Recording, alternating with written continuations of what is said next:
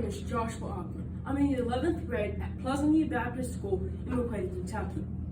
We all know the Apostle Paul, probably the greatest missionary of the New Testament. And in Acts 21 through 25, you find the story of Paul's capture and life in prison until he is tried by King Agrippa. In chains and undoubtedly much pain, Paul's honored to have the testimony and honored to have the opportunity to witness for Christ. And today I'll be reciting Acts 26, 1 through 29, the story of Paul's testimony to King Agrippa. Then Agrippa said unto Paul, Thou art permitted to speak for thyself. Then Paul stretched forth a hand and answered for himself. I think myself happy, King Agrippa, because I know I shall answer for myself this day before thee, touching all things whereof I am accused of the Jews, especially because I know thee to be expert in all customs and questions which are among the Jews.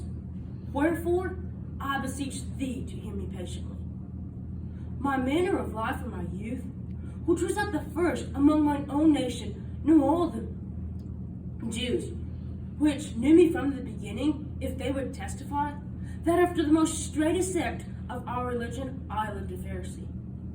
And now I stand and am judged for the hope of the promise made of God unto our fathers, unto which promise our 12 tribes, instantly serving God, day and night, hope to come.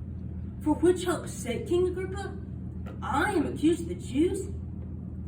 Why should it be thought a thing incredible with you, that God should raise the dead?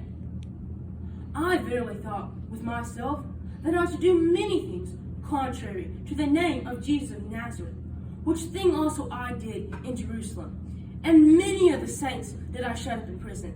And when they were put to death, I gave my voice against them. And I punished them oft in every synagogue, and compelled them to blaspheme. And being exceedingly mad against them, I persecuted them, even in strange cities. Whereupon, O king, as I went to Damascus, with authority and commission from the chief priest, at midday, O king, I saw in the way a light from heaven, above the brightness of the sun, shining round me and them which journeyed with me. And when we were all fallen to the earth, I heard a voice speaking unto me, and saying in Hebrew tongue, Saul, Saul, why persecutest thou me? It is hard for thee to kick against the pricks. And I said, Who art thou, Lord?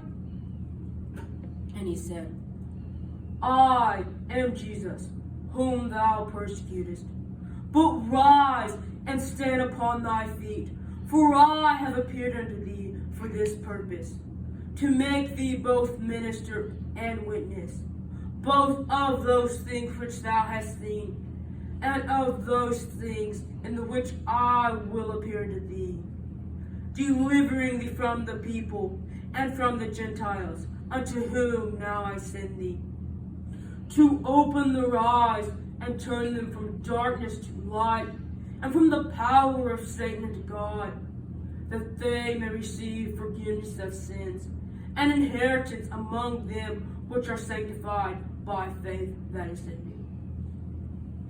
Whereupon, O king, I was not disobedient unto that heavenly vision, but showed first unto them at Damascus and at Jerusalem, and throughout all the coast of Judea, and then to the Gentiles, saying, For these causes the Jews caught me in the temple, and went about to kill me. Having obtained help of God, I continue unto this day, witnessing both to small and great, saying none other things than that which the prophets and Moses did say should come, that Christ should suffer, and that he should be the first that should rise from the dead, and should show light unto the people, and then to the Gentiles. And when he had thus spoken, Festus said in a loud voice, Paul, thou art beside thyself, much learning doth make thee mad. Then Paul answered, I am not mad, most noble Festus, but speak forth the words of truth and soberness. For the king knoweth of these things, for I am persuaded that none of these things are hidden from him. For this thing was not done in a corner. King Agrippa, believest thou the prophets? I know that thou believest. Then Agrippa said to Paul, Almost thou persuadest me to be a Christian.